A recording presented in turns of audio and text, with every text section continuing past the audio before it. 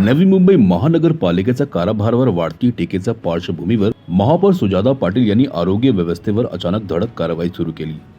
महापालिकेच्या रुग्णांना अचानक भेट देत त्यांनी सुविधांची पाहणी केली, तसेच रुग्णांशी संवाद साधून तातडीने सुधारणा करण्याच्या सूचना अधिकाऱ्यांना दिल्या। महापौरांनी जाहीर केल्याप्रमाणे आता नवी मुंबईकरांचा घरापर्यंत कंटेनर दवाखान्याद्वारे आरोग्य सेवा पोहोचवण्याची योजना राबवली जाणार आहे। तसेच महापालिका आणि खासगी रुग्णालयांना एका डिजिटल डॅशबोर्डद्वारे जोडण्याचा निर्णय घेण्यात आला आहे। महापालिकेच्या काही रुग्णालयांमध्ये जागेअभावी रुग्णावर हॉस्पिटलच्या बाहेर पार्किंग परिसरात कंटेनरमध्ये उपचार सुरू असल्याचे समोर आले। यामुळे नागरिकांमध्ये प्रश्न निर्माण झाला आहे की तात्पुरती सोय आहे की आरोग्य व्यवस्थेचे अपयश। महापौरांच्या भेटी आणि घोषणामुळे काही प्रमाणात आशा निर्माण झाली असली तरी नागरिकांना अपेक्षा आहे ती कायमस्वरूपी उपाययोजनांची। कंटेनर दवाखाने आणि डिजिटल डॅशबोर्ड आरोग्य व्यवस्थेतील समस्या सोडवू शकतील का, की फोर्टिसच्या जागेसारख्या मुद्द्यांवरही प्रशासन ठाम भूमिका घेणार? नवी मुंबईकर सध्या या प्रश्नांची उत्तरे शोधत आहे। आता आदरणीय गणेशजी नाईक साहेब ज्यांचं विजन आरोग्याविषयी खूप दृढ असं आहे आणि त्यांच्या विजननुसार जर आपल्या नवी मुंबईत आरोग्य केंद्राची प्रस्तावित झाले तर नक्कीच जनसामान्यांना त्याचा खूप मोठा फायदा होईल। आता आदरणीय गणेशजी नाईक साहेबांच्या माध्यमातून मला अशी कल्पना पुढे येते की डॅशबोर्ड एक बनवायचा।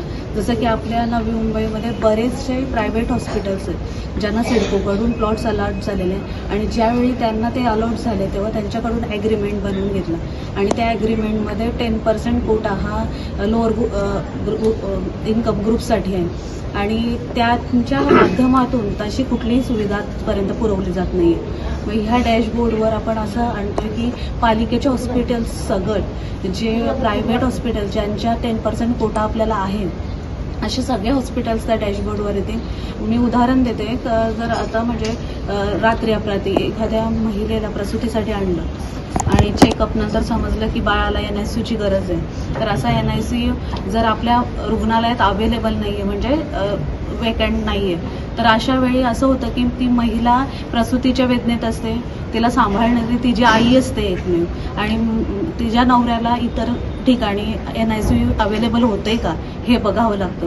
मग अशा वेळी NICU इथूनच त्यांना अवेलेबल करून देण्यात यावं, म्हणजे त्या डॅशबोर्डवर सगळे असे हॉस्पिटल्स रिफ्लेक्ट करतील ज्यांच्यामध्ये असे बेड अवेलेबल आहे, 10% आपला कोटा आहे प्रायव्हेट सहित पालिकेच्या ह्याच्यात पण, आणि मग इथूनच पालिकेची रुग्णवाहिका त्या पेशंटला त्वरित त्या NICU पर्यंत पोहोचवेल। असंच ICUच्या बाबतीत पण आहे, म्हणजे ICU बेड अवेलेबल नसेल तर त्या डॅशबोर्डवर रिफ्लेक्ट करेल आणि इथल्या इथं त्यांना समजेल की कुठल्या हॉस्पिटलला जायचं आहे, म्हणजे रात्री अपरात्री ह्या हॉस्पिटलमधून दुसऱ्या हॉस्पिटलमध्ये दुसऱ्यामधून तिसरीकडे जाऊची आवश्यकता पडणार आणि रुग्णांचा गोंधळ होणार नाही आणि जास्त चांगली सर्व्हिस आपल्या पेशंटना मिळेल।